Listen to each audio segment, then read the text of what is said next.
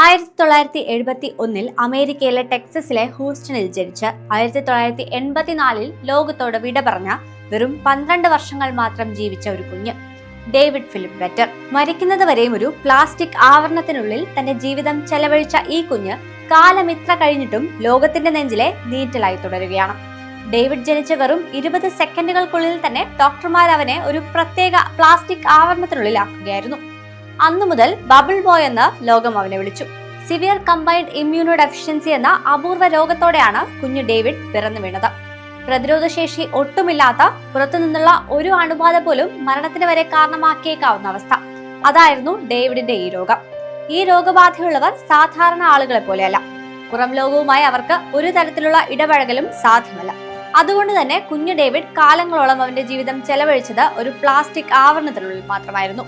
സ്വന്തം കുടുംബത്തെയും ബന്ധുക്കളെയും കയ്യെത്തും ദൂരെ നിന്ന് അവൻ നോക്കിക്കണ്ടത് ആ കുമിളയ്ക്കുള്ളിൽ നിന്നായിരുന്നു. പ്രതിരോധശേഷി വളരെ കുറവായിരുന്നതുകൊണ്ട് തന്നെ ഭക്ഷണം, വെള്ളം, കളിപ്പാട്ടങ്ങളെല്ലാം അണുവിമുക്തമാക്കിയ ശേഷം മാത്രമാണ് അവന് മാതാപിതാക്കൾ നൽകിയിരുന്നത്.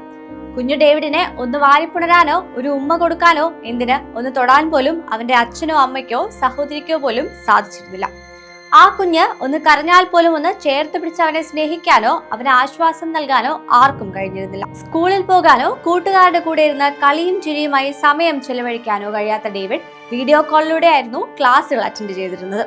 2 വയസ്സാകുമ്പോഴേക്കും ഡേവിഡ് ഈ രോഗത്തെ മറികടക്കുമെന്ന് ഡോക്ടർമാർ പ്രതീക്ഷിച്ചിരുന്നു. എന്നാൽ ആ ദിവസം ഒരിക്കലും വന്നെത്തിയില്ല.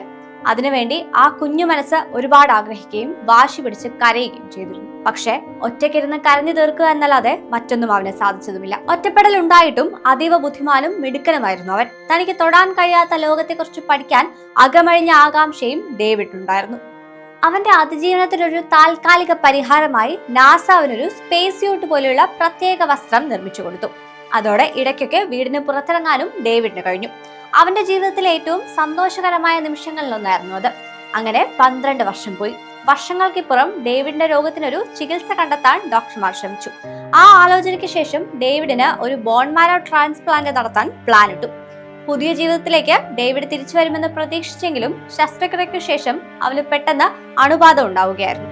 ഒടുവിൽ 1984 കുഞ്ഞു ഡേവിഡ് ഈ ലോകത്തോട് വിട പറഞ്ഞു.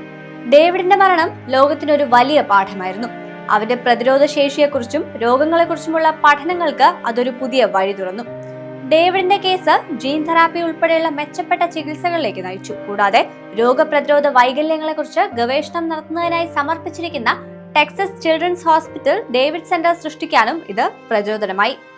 ഡേവിഡിന്റെ മരണത്തിന് പിന്നാലെ ഈ അസുഖത്തെ ചെറുക്കാൻ ഒരുപാട് ഗവേഷകർ ഇറങ്ങിത്തിരിച്ചതുകൊണ്ട് തന്നെ SCID ബാധിതരായി ജനിക്കുന്ന നിരവധി കുട്ടികൾക്ക് സാധാരണവും ആരോഗ്യകരവുമായ ജീവിതം നയിക്കാൻ ഇന്ന് സാധിക്കുന്നുണ്ട്.